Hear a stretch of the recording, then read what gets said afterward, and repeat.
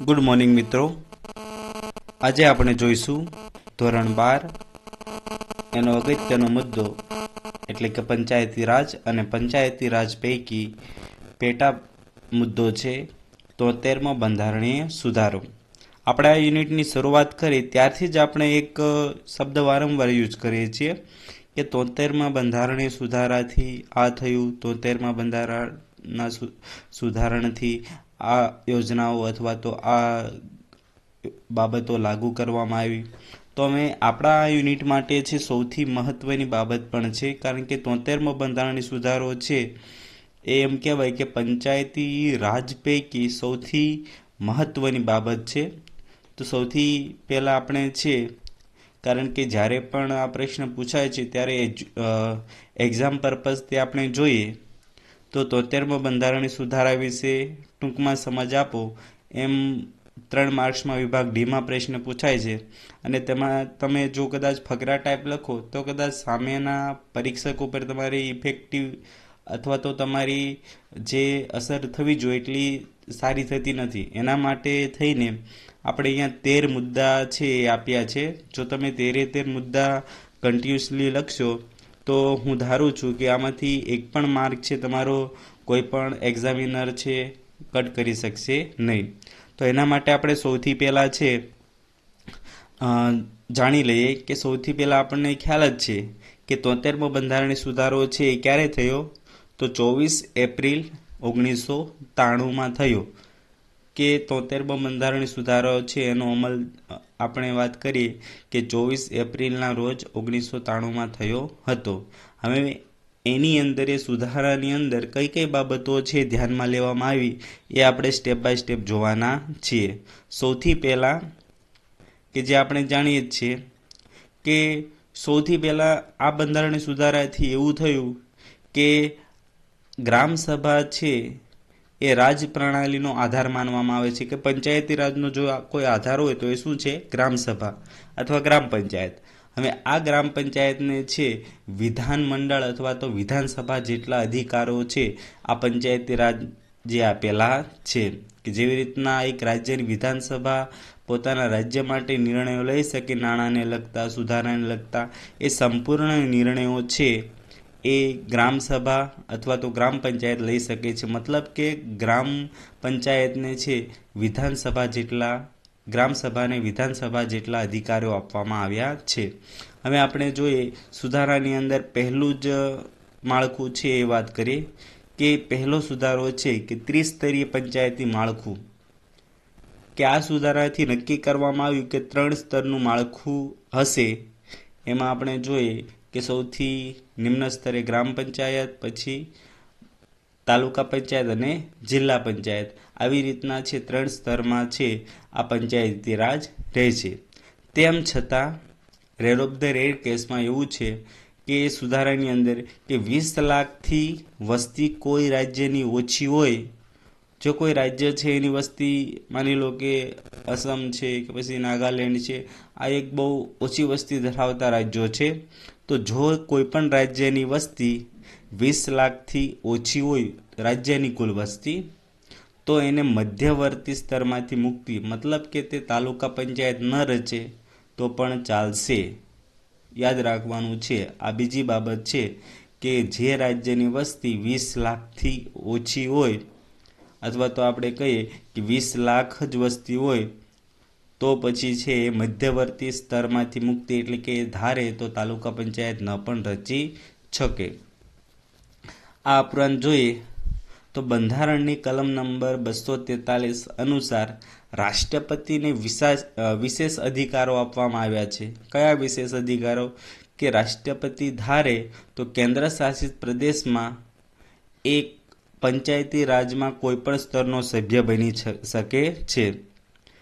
ક્યાં? તો પછી યાદ રાખવાનું છે કે આ વિશેષ અધિકાર શેના માટે છે? કેન્દ્ર શાસિત પ્રદેશ માટે. કે રાષ્ટ્રપતિ ધારે તો પંચાયતી રાજમાં એ સભ્ય બની શકે છે. કઈ કલમને અનુસાર? તો કલમ નંબર 243 અનુસાર. કે ધારે તો જિલ્લા પ્રમુખ બની શકે, તાલુકા પ્રમુખ બની શકે. તો આવી રીતના પણ ક્યાં? તો માત્ર છે એ કેન્દ્ર શાસિત પ્રદેશોમાં કરી શકે છે, રાજ્યોમાં નહીં. અને આપણે ધારીએ પણ છે, કારણ કે કેન્દ્રો ઉપર છે શાસન રાષ્ટ્રપતિનું જ ગણાય છે. એટલે માત્ર આ કલમ 243 અનુસાર રાષ્ટ્રપતિને વિશેષ અધિકાર મળ્યા છે અને એ અનુસાર એ પંચાયતી રાજનો સભ્ય બની શકે છે. આ ઉપરાંત જોઈએ ચોથા નંબર પર કે પંચાયતી રાજમાં દરેક માટે અનામત આપવામાં આવી છે, એસસી, એસટી અને મહિલા અનામત, કે વસ્તીના ધોરણે અથવા તો રાજ્યની વિધાનસભા નક્કી કરે એ પ્રમાણે છે અનુસૂચિત જાતિ, અનુસૂચિત જનજાતિ અને મહિલાઓ માટે આપણે જાણીએ છીએ 33% અનામત છે, જ્યારે અનુસૂચિત જાતિ અને અનુસૂચિત જનજાતિ એટલે કે એસસી, એસટી માટે મોટાભાગે વસ્તીના ધોરણે અનામત મળે છે, કે વસ્તી વધુ હોય તો અનામત વધારે મળે. જ્યારે મહિલાઓને તો આપણે જોઈએ ફિક્સ છે કે 33% અનામત મળે જ છે, એ પછી અધ્યક્ષમાં હોય કે પછી સભ્યમાં.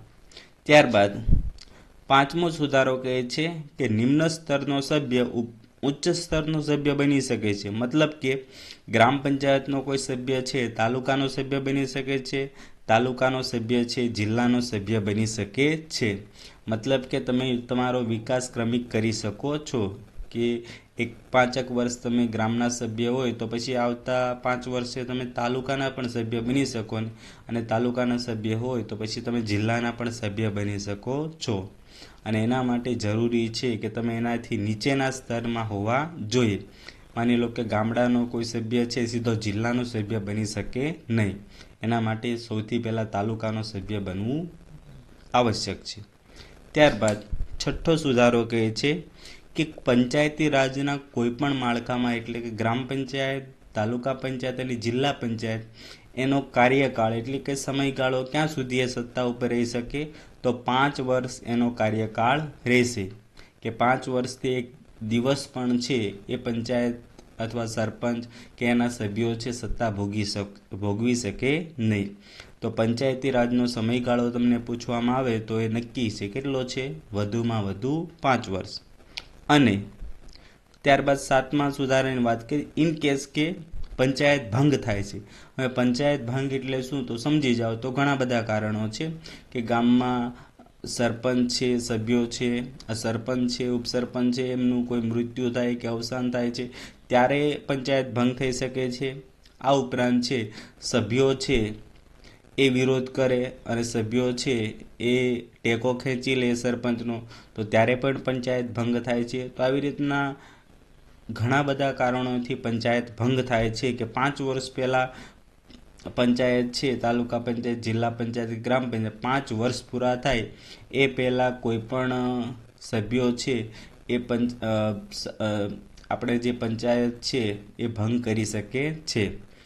અને આ પંચાયત ભંગ થતાં નિયમ અનુસાર 6 માસની અંદર ફરીથી ચૂંટણી કરવી જરૂરી છે. મતલબ કે માની લો કે જૂન મહિનામાં પંચાયત ભંગ થઈ તો આવતા 6 મહિનામાં ચૂંટણી ફરજિયાત કરવી જરૂરી છે. અને આ માટે 6 મહિનાની અંદર ચૂંટણી યોજવાનું કામ કોણ કરે છે, તો આપણું ચૂંટણી પંચ કરે છે.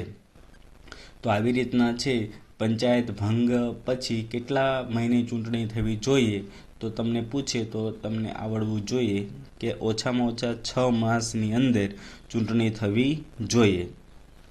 આ ઉપરાંત જોઈએ તો 73મા બંધારણીય સુધારાએ વિધાનસભાને વિશેષ અધિકારો આપ્યા છે. કયા વિશેષ અધિકારો, કે વિધાનસભા ધારે તો જે એસસી, એસટી ને અનામત આપવામાં આવી છે એમાં વધારો એ પોતાની રીતે કરી શકે છે.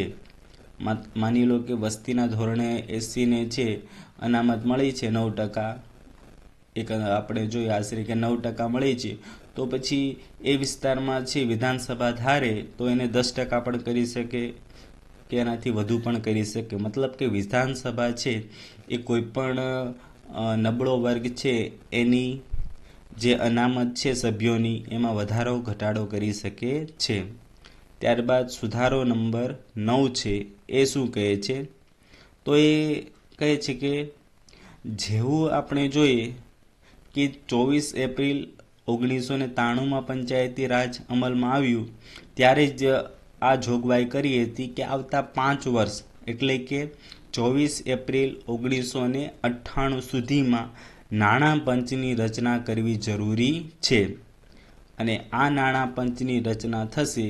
એ નાણાં પંચ છે એ શું કરશે? તો નાણાં પંચ છે એ નાણાંનું વિતરણ કરશે, કારણ કે જે પણ પંચાયતને પોતાના વિકાસ માટે સાધનો જોઈએ, રસ્તા જોઈએ કે પછી જે પણ મકાન જોઈએ, આ બધું છે એના માટે નાણાં જોઈએ છે. તો એ નાણાં પંચ છે એ બધા જ નાણાં તાલુકા, ગામ અને જિલ્લા પંચાયતને આપશે.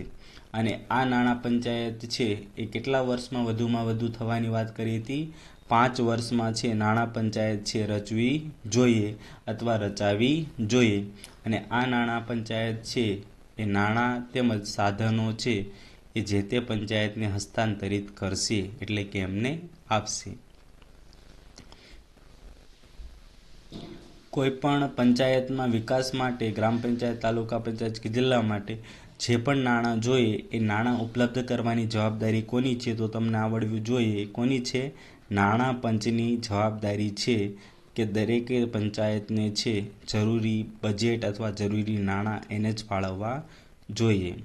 ત્યારબાદ જોઈએ કે મહેસૂલ માટેની જોગવાઈ કરેલી છે કે પંચાયતોને કર એકત્રિત કરવાની મંજૂરી આપવામાં આવી છે કે પંચાયત ધારે તો ટેક્સ ઉઘરાવી શકે છે. જેમ ગ્રામ પંચાયત છે, આપણે જોઈએ છીએ કે ગ્રામ પંચાયત છે પોતાના જે પણ અંડરમાં આવતા ઘરો છે અથવા પોતાનું ગામ છે તો એ ગામની અંદર છે એ ઘર વેરો, પાણી વેરો લે છે. તો આવી રીતના પંચાયતે છે આપણે જોઈએ આ સુધારા એ છે જે તે પંચાયતને મહેસૂલ ઉઘરાવવા માટેની અથવા મહેસૂલ માટેની મંજૂરી આપી છે. પરંતુ મહેસૂલનો કેટલો ભાગ પંચાયતી રાજ સંસ્થાને આપવો કે ન આપવો એ નક્કી કોણ કરે છે? સરકાર. કે માની લો કે તમારા ગામમાં જે પણ મહેસૂલ ઉઘરાવ્યું છે એ જમા કોને થશે? સરકારને. અને એમાંથી પંચાયતને કેટલો ભાગ આપવો એ નક્કી કોણ કરે છે? સરકાર કરે છે. ઇનડાયરેક્ટલી કહીએ તો રાજ્યની વિધાનસભા કરે છે. ત્યારબાદ જોઈએ ચૂંટણી પંચની રચના કરવાની વાત છે કે ચૂંટણી પંચ છે એનું કાર્ય શું છે? ચૂંટણી પંચનું કાર્ય છે સૌથી પહેલું તો આપણે જાણીએ છીએ કે નિયમ અનુસાર, કાયદા અનુસાર છે એ ચૂંટણી કરાવી અને ચૂંટણી કરાવી ઉપરાંત સૌથી અગત્યનું મતદાર યાદી તૈયાર કરવી કે મતદાતાઓ કોણ છે, મતદાર યાદી તૈયાર કરવી અને વખતો વખત ચૂંટણી કરાવી. આપણે જોયું કે પંચાયત ભંગ થાય છે તો એ સમયસર 6 મહિનાની અંદર ચૂંટણી કરાવી. આ બધી જ છે એ વ્યવસ્થા કોણે કરવાની હોય છે? રાજ્યના ચૂંટણી પંચે કરવાની હોય છે. ખાસ કરીને વાત કરીએ પંચાયતની સભ્યતા રદ, કે તમે ક્યારે પંચાયતનો સભ્ય ના બની શકો, પ્રમુખ ના બની શકો, સરપંચ ના બની શકો વગેરે. તો એના માટે નિયમ છે કે જો કોઈ વ્યક્તિ રાજ્યની વિધાનસભાની ચૂંટણીના કોઈ કાયદા દ્વારા કે પછી રાજ્યના કોઈ કાયદા દ્વારા અયોગ્ય ઠેરવવામાં આવે, એટલે કે ગુનેગાર ઠેરવવામાં આવે, તો એ વ્યક્તિ પંચાયતનો સભ્ય બની શકશે નહીં. કે રાજ્યની વિધાનસભા એકવાર નક્કી કરી દે કે આ વ્યક્તિ છે એ ગુનેગાર છે અથવા રાજ્યનો કાયદો કહી દે કે આ વ્યક્તિ ગુનેગાર છે, તો એ વ્યક્તિ ક્યારેય પણ કહી શકે કે પંચાયતનો સભ્ય બની શકશે નહીં. તાલુકા પંચાયત, ગ્રામ પંચાયત કે જિલ્લા પંચાયત કોઈ પણનો સભ્ય બની શકશે નહીં. ત્યારબાદ જોઈએ 13મો સુધારો છે કે 13 મતોની 11મી અનુસૂચિ કલમ નંબર 243G આ સૂચવે છે આ કલમ નંબર 243G છે એમાં કહ્યું છે કે પંચાયત બીજા કાર્ય કરે કે ના કરે પણ એને આ કાર્યો તો ફરજિયાત કરવાના રહેશે. એ 3 કાર્યો કયા છે આપણે જોઈએ તો સૌથી પહેલું છે કૃષિ અંતર્ગત કૃષિ વિસ્તરણ, કે ખેતી માટે અથવા ખેતીના વિકાસ માટે યોજના રજૂ કરવી અને આ યોજનાનો અમલ કરવો અને ખેતીનો જે તે વિસ્તારમાં વિકાસ કરવો. આ સંપૂર્ણ જવાબદારી કોની છે? જે તે પંચાયતની છે. કે ગ્રામ પંચાયત હોય તો એ ગામડાનું વિકાસ કરી શકશે, તાલુકા પંચાયતની જવાબદારી તાલુકાનો વિકાસ કરવાની. તો આ સૌથી પહેલું કાર્ય શું છે? તો કૃષિ વિસ્તરણ અથવા કૃષિનો વિકાસ. બીજું કાર્ય છે ભૂમિ સુધારણાને લાગુ કરવી, કે જે જમીન છે પડતર જમીન છે, ખરાબાની જમીન છે, તો એ જમીન ઉપજાઉ બને, ખેતીલાયક બને, ફળદ્રુપ બને, તો એના માટેના વિવિધ કાર્યો અથવા વિવિધ યોજનાઓ અથવા વિવિધ સ્વરૂપે છે એને વૈજ્ઞાનિક ઢબે છે એને ખેતીલાયક બનાવવાની જવાબદારી કોની છે? જે તે પંચાયતની છે. કે ગામની પડતર જમીન છે તો એને ખેતીલાયક ઉપજાઉ બનાવવાની, ખેતી માટે સુધારણા કરવાની એની જવાબદારી જે તે પંચાયતની છે. ત્યારબાદ ત્રીજું જોઈએ, લઘુ સિંચાઈ, જળ પ્રબંધ અને જળ વિકાસ. કે લઘુ સિંચાઈ કે ખેતી માટે જે સિંચાઈ છે, સિંચાઈ ઉપલબ્ધ કરવાની જવાબદારી જે તે પંચાયતની છે. જળ પ્રબંધ કે સિંચાઈ માટે જે પાણી છે તો એ પાણીની સુવિધા ગામના લોકોને તેમજ ગામના જે તે વિસ્તારના લોકોને, તાલુકા હોય તો તાલુકાનો, જિલ્લા હોય તો જિલ્લાના જે તે વિસ્તારમાં આવતા હોય તો જળ ઉપલબ્ધ કરાવવાની જવાબદારી, પાણી ઉપલબ્ધ કરવાની જવાબદારી કોની છે? જે તે પંચાયતની છે. ત્યારબાદ જળ વિકાસ કે વખતો વખત સિંચાઈમાં વિકાસ થતો જાય, પાણીના સ્તર ઉપર આવતા જાય, તેમજ શુદ્ધ પાણી મળે, આ બધી જવાબદારી કોની છે? પંચાયતની રહેશે. તો આશા રાખું છું કે આ 13 મુદ્દા આપને ખ્યાલ આવી ગયા હશે. નેક્સ્ટ ટાઈમ આપણે છે આ યુનિટને લગતા કોઈ પણ પ્રશ્નો હશે એના વિશે આપણે ચર્ચા કરીશું. આભાર.